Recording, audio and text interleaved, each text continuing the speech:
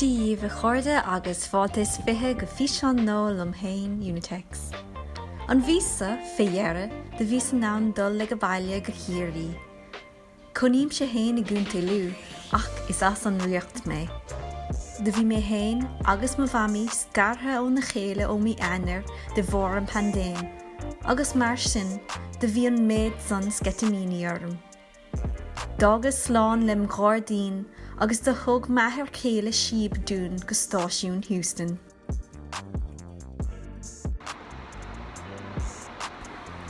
Agus mid a taistil, de bhí airinn ar meas go chatham an tam ar fad ar feadh ceithre thuaire chloig ar an drain, ach ba chumalum, so bháilteacht an phríomhreagrach le bhí aginn.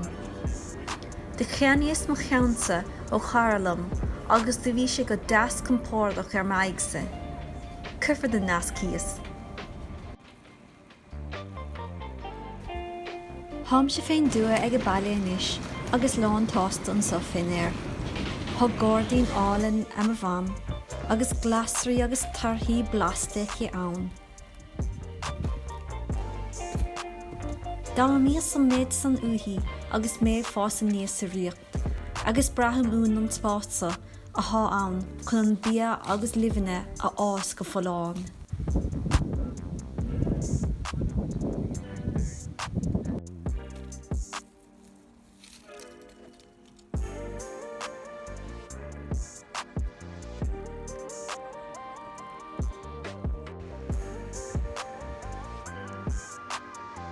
Com Alison, Tomid cóngrach leis an drágan sa.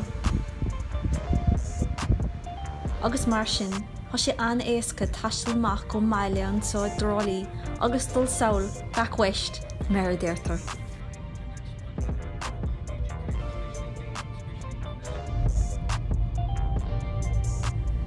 De chomar tháimise go Gaelta gCiarraí agus de bhí an tá oireann mar go ramar an ann taistil fé rahí na gréine. Tháinig mar tríd an gunnar,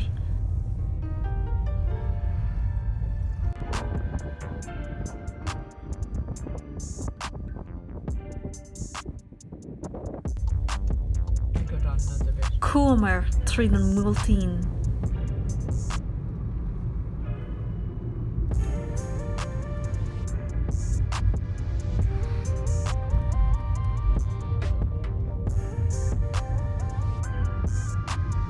Cachar mar seall agus picnic cos cluiche.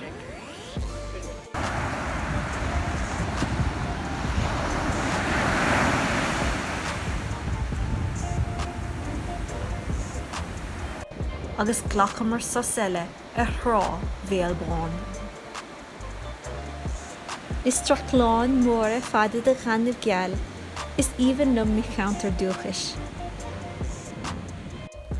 Gach líon, héimid tháimise go ballar an ngá leis mar bhín á dúchais methe críne.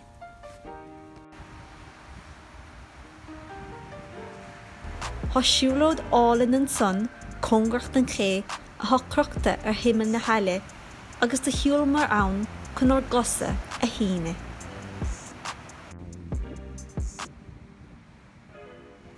Féhearre, tháinig mar tháimise go trálaí. Cé nach bhfuil sé go ciúin níos mar a bhí cúpla mí ó hin, fós tha átainna speisialta ann le feiscint I measc drosáirí. An raibh deis a gubh tulla bhaile go fóil? An míoch spéise go sé, taistil in éireann. Thásúla go mhainn tú soltas an bhís an so ó gCiarraí. Bed tháinis an bhís a chuin le ceann eile dit.